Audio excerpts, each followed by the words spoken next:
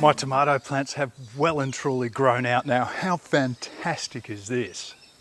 All of my white supports have done the job brilliantly.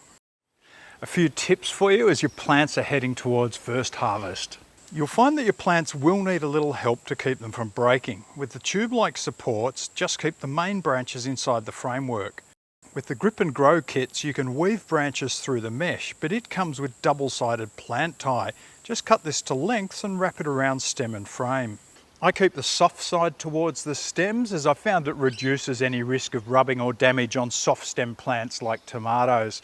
If you need lots of ties, then White's 100% cotton Enviro ties are a great choice. Aussie made from Aussie cotton, they're soft on stems and completely biodegradable. You'll find there's a lot of advice out there about removing the laterals, the side branches from your tomato plants, and also removing the first round of flowers. Laterals are just side shoots. The old school thinking is that you get better fruit and plants by removing them. I've tried both and honestly I haven't found that much difference. If anything, I get fruit sooner on plants where I don't prune the laterals off because that's where you often get your first flower buds. I really just prune my plants to keep them under control. And removing the first flowers, the thought there is you get bigger fruit. There is good logic to it because it's what professional growers do when they're focusing on growing fruit or flowers for showing and winning prizes. But for us in the home garden, personally, I'd rather get more smaller fruit for a longer period than focus on trying to get a small number of big fruit.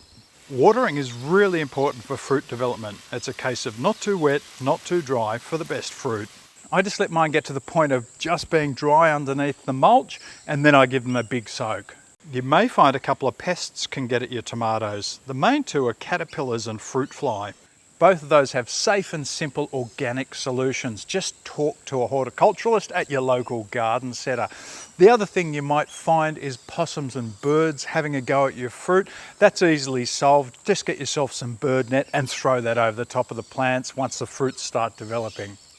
It's not unusual for the lower leaves to start to look a bit daggy. You can remove these and then, guess what? Your first harvest appears.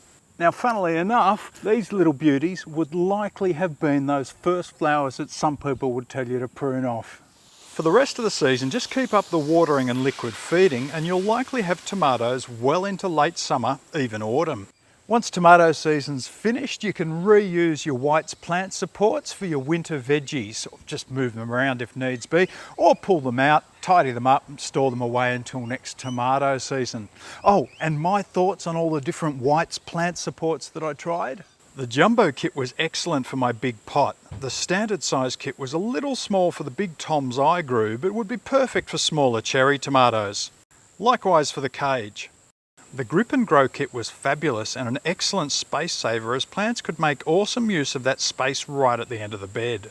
I think my favourite was the tomato mesh with the ultra posts. It was very flexible in how big you could make it and all those holes gave excellent support which the plant seemed to find by itself.